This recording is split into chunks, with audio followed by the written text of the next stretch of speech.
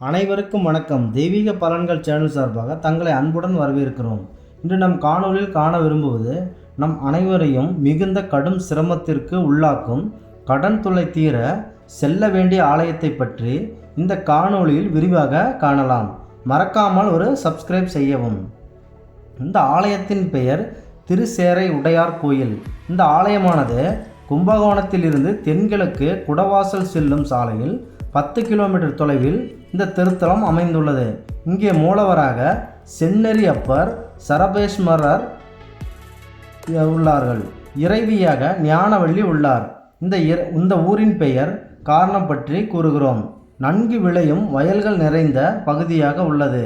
மேலும் நீர்வளம் மிகுந்த பகுதியாக உள்ளது. சேட்டூர் என்று அழைக்கப்படும் இந்த பெயர் சேறு என்பது சேரை, திருச்சேரை என்று நாளடைவில் ஆகியது. இதுவே திருச்சேரைக்கு காரணமாகும்.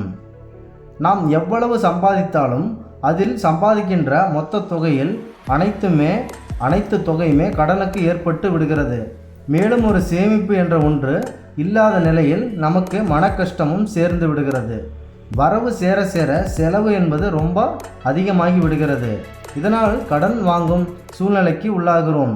காரணம், சூழ்நிலையை ஒரு நல்ல சூழ்நிலையாக மாற்ற நம்மை கடனில் இருந்து விடுபட வைக்கும் ஆலயமாக இந்த ஆலயம் அமைந்துள்ளது.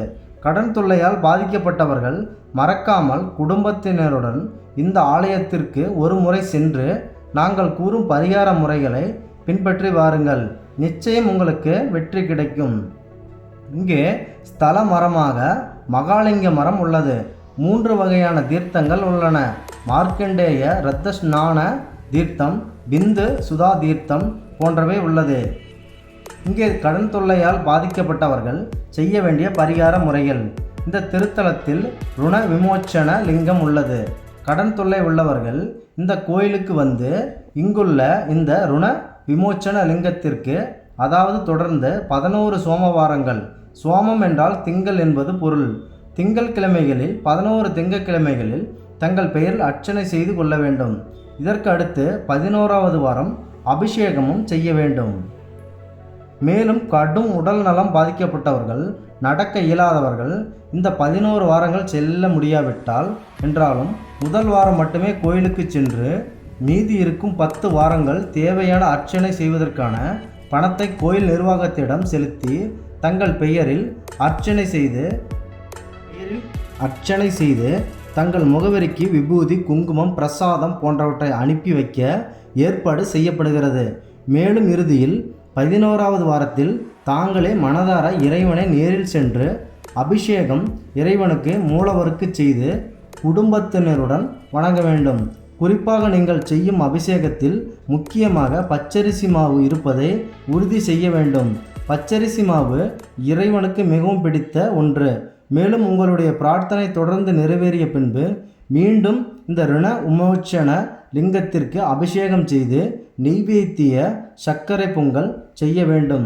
இது போன்ற அனைத்து பரிகார முறைகளையும் உங்கள் குடும்பத்தினருடன் சென்று முறையாக நீங்கள் கடைபிடித்து வந்தால் உங்களது தனிப்பட்ட வாழ்வில் உள்ள கடன் சுமை இறைவன் தானாக ஏற்றுக்கொள்வார்.